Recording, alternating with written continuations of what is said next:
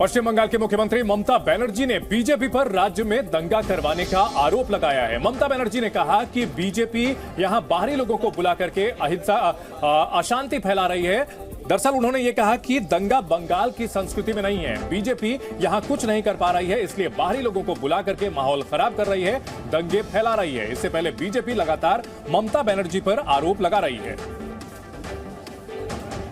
বাংলার মানুষ দাঙ্গা ভালোবাসে না, দাঙ্গা করাটা বাংলার সংস্কৃতি নয়, দাঙ্গা আমরা করি না, মানুষ কখনো দাঙ্গা করে না।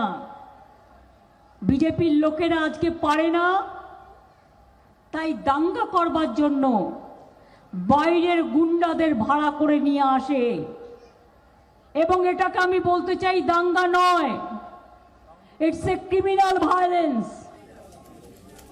उधर रामनवमी पर बिहार और बंगाल में जो हिंसा हुई है, इसको लेकर के ओवैसी ने मोर्चा खोल दिया है और यहां उनके निशाने पर बिहार में अगर बात की जाए तो नीतीश कुमार हैं और तेजस्वी यादव हैं। इन्होंने कहा कि ये दोनों नेता मिलकर के मुस्लिमों के मन में खौफ पैदा करना चाहते हैं। ओवैसी ने निशाना साधते हुए कहा कि राज्य सरकार इस हिंसा के लिए जिम्मेदार है। बिहार में हिंसा पर ओवैसी ने कहा कि सीएम नीतीश और डिप्टी सीएम तेजस्वी बिहार के मुस्लिमों में खौफ पैदा करना चाहते हैं। बिहार में नीतीश सरकार हिंसा रोकने में नाकाम रही थी। नीतीश की इफ्तार पार्टी पर भी ओवैसी ने निशाना साधा है। आपकी हुकूमत की नाकामी और आप देखिए कि नीतीश कुमार जो है उन पे कोई रिमोर्स ही नहीं है, उनको कोई तकलीफ ही नहीं हो रही उनको। कल इफ्तार की पार्टी में चले गए,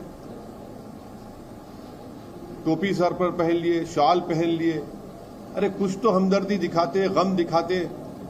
और वो आरजेडी का जो नेता है वो कहता है कि ट्वीट कर दिया। अरे भाई जबान से बोलो ना, कंडेम करो। तो ये पूरी खुली साजिश है कि बीजेपी इस तरह से ये जो राइट हुआ है बिहार में, उसके जरिए से वो अपना कंसोलिडेशन करना चाहते हैं। और नीतीश कुमार और तेजस्वी यादव ये चाहते हैं कि मुसलमानों को बिहार के हमेशा उनके दिलों में खौफ पैदा कर दिया जाए।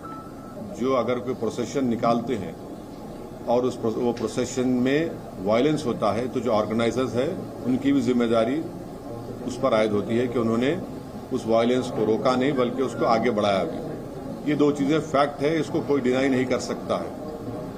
और तीसरी बात यह है कि जो कुछ बिहार में हुआ है, बिहार शरीफ में, जहां पर एक 100 साला मदरसे अजीजिया को जला दिया गया, एक मस्जिद के मीनार को डैमेज किया गया और वहां पर एक टारगेटेड मुस्लिम माइनॉरिटी के दुकानों को निशाना बनाया गया, इससे साफ जाहिर है कि इसमें बहुत बड़ी प्लानिंग हुई है। और बिहार की नीतीश कुमार और तेजस्वी की सरकार को ये मालूम था कि नालंदा एक सेंसिटिव डिस्ट्रिक्ट है, नीतीश कुमार मुख्यमंत्री का होम डिस्ट्रिक्ट है, उसके बावजूद भी आप सासाराम में भी गड़बड़ हुई। तो ये सरासर बिहार में जो कुछ हुआ, ये सरकार के ऊपर जिम्मेदारी आयद होती है कि उन्होंने वायलेंस को रोका नहीं।